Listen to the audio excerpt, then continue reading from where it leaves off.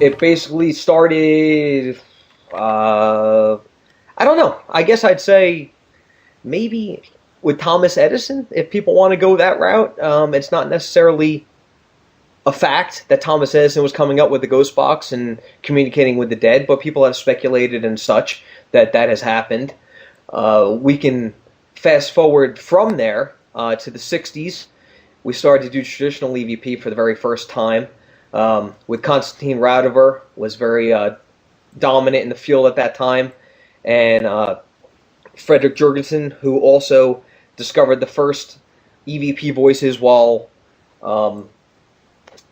trying to record bird sounds. So we've been fascinating with EVP and what the other side is trying to communicate with us at that time. We're trying to organize ourselves and trying to move forward in the process. Back in 1980, we had George Meek, who was in contact with a man named Bill O'Neill. They were working together. George Meek, he was a refrigerator repair guy who developed refrigeration, and he came up with a bunch of stuff that we even use today in refrigeration. What he did was he decided to retire at 60 years old because he was interested in real-time spirit communication. He wanted to find out what was on the other side, and that was his interest. So what happened with him was he decided to contact individuals and start an organization called the Metascience Project. Metascience was funded 100% by George Meek. He got all sorts of scientists and everybody that was in the field that was interested in doing this. He was interested in doing that, and he flew across all over the world, talked to psychic mediums. He talked to anybody that had psychic abilities who were able to contact the other side and give him any insights on how to go about, forming a communication device that would be able to broaden the spectrum between our world and theirs. So he contacted Bill O'Neill, and Bill O'Neill was working on stuff on his own. He was actually trying to form cures for cancer, for arthritis, for stuff like that. He was basically trying to build devices that would help in the medical field. So he was working with George Meek, and he says, well, your medical field stuff is not working out. You're doing stuff, and it's helping people limited basis. Why don't you work for me? I'll put you up in a house, and we'll work together and stuff like that. And Bill O'Neill did not want to move, but he said, I will work with you. So they came up with a device called the Spiritcom. The Spiritcom was able to work on 13 tones, oscillated, which would bring robotic tones together, and people were able to communicate. He started talking with a gentleman by the name of Doc Nick originally. Doc Nick was also, he was one of the individuals on the other side that wants to communicate with our world. So he started talking to him on a daily basis. Now, Bill O'Neill did not need to use a device. He had psychic abilities. He was able to see and communicate with them without any device. So this was pretty much based on George Meek's method of wanting to hear it himself. After he was talking to Doc Nick, he was also talking to Doc Muller. Doc Muller was a scientist, I believe, for NASA. And he gave him all sorts of advice on how to build the device, and he communicated that way. Now, as for communicating further and further, he was giving them bits and pieces of how to communicate. They eventually broke through to the other side. They got communication. They were able to talk back and forth. It wasn't perfect, but they were able to get communication back and forth and have a conversation, which kind of was stagnant from 1980 up until the year 2004 by a man named Frank Sumption. Frank Sumption was working with a computer program called EVP Maker. EVP Maker, if anybody's aware, it is a free program. You can Google EVP Maker and it'll come up. You can download it. It's a free piece of software. What you do with the EVP Maker is you can load any sort of audio device into it. It'll scramble it up, spit it back out, and what the spirits use is bits and pieces of audio fragments to communicate with you to form voices. Now, Frank was using this, and they started to telling him how to build a device. You know, you don't need the software program. Build a device that is stationary. Build it based on radio. We can use audio fragments, and if you can build a radio to sweep the band, whatever it may be, AM, FM, shortwave, whatever you are going to use, we can use that. So build a box, and we can go from there. So Frank Sumption took that advice. He built a device, which we now know is the Frank's box. He started with the boxes 1, 2, 3, 4, and that had limited success. Frank was hearing voices. He was giving them out to people. It didn't have much success in the field because nobody was out there actually using it.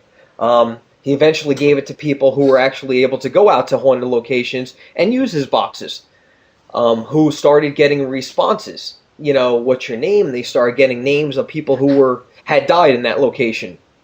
They were coming back and giving Frank information saying, hey, your boxes are working. Here's what you need to do to better it. So Frank, he continues to build boxes. He started at number 1 back in 2004. He's now up to box number, I think, 51. So he's really cranking them out now. But since then, we started to evolve from there. 2004, he had a researcher involved with it who was out in the public doing stuff. His name was Chris Moon. People who know Chris Moon, they know his name. It's out there. Out there for a couple years, and I started getting involved in the end of 2006. I started getting involved in EVP and ITC and the research. In early 2007, because I was doing traditional EVP up to that point, I started getting involved, and I really was interested in what the spirits had to say. So I contacted anybody who was interested in building me a Frank's box because he had the schematics up online. People can go and they can download the schematics for free. There's no charge to download it. You can build it yourself. You could develop it. You can do whatever you want. So I was trying to contact somebody to have them do that for me. So I started sending out emails. I sent an email out to a guy named Joe Ciappi. Joe Ciappi, in early 2007, he got my email. He says, I'm more than interested in building a device. I already started building my own device. Instead of using AM as the frequency to sweep, I decided to use FM, which is a little bit quieter. And I already started to breadboard it, and I started to build it. If you want, we can continue to work together. You know, send me the parts that I need to finish the project, and I'll finish it for you. So I was very excited. This was probably back in April of 2007. I sent him the remaining parts he needed to build the device. He sent it to me. My sister, in the meantime, had contacted the internet and was going through all sorts of stuff, and she said, you know, there's a device out there called the Frank's box. At that point in early 2007, I never heard of a Frank's box in my life. That there was a device out there to communicate with the dead. Prior to me contacting Joe Ciappi. So I signed up for a Ghost Hunter University with Chris Moon. It was at Eastern State Penitentiary. Me, my sister, and a couple other people, we went over there, and I wanted to hear this thing live in person.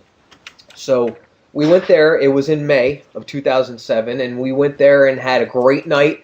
I heard a lot of stuff in real time. It was very interesting. I said, I got to get my hands on something like this. I, at the time, had just gotten my box from Joe Ciappi. It swept very slow. It didn't really do much of anything. I was kind of the laughing stock of Eastern State Penitentiary because I was excited to bring a new piece of device out there into the public. So what I did was I went out there and I said to the people, I said, hey, listen to this. This is what I got. They said, well, it sweeps too slow. You're not going to get anything out of it. And I didn't know what I was doing at that point. So I kind of started, I turned it over back to Joe Ciappi, and he started working on a new device. But anyway, I eventually formed a group. I eventually formed a group of researchers that would work together I'm hearing whispering. I'm not sure why I'm hearing that. I'm hearing that too. Yeah, Me too. I don't really. I think that's Your my house weird is haunted, whispering Steve. follows me. It is. It is. It is something's We really have a going third on co-host. Woo! here. But anyway, that kind of. I think that brings us up to speed on where we need to go with the RTSC research. I started using the Joe's box. I started getting results. I brought that out into the public. Frank saw that I was using a different device other than his own. He was interested in it. He said, I'm excited about what you're doing. I want to send you a box. So I started using Frank's box and a Joe's box, and we started getting involved in that. It started to, expand, if you will. And there was very few people limited to doing what we were doing because there was only a Frank's box and what was known as a Joe's box into what we were doing. What I'm getting whispering.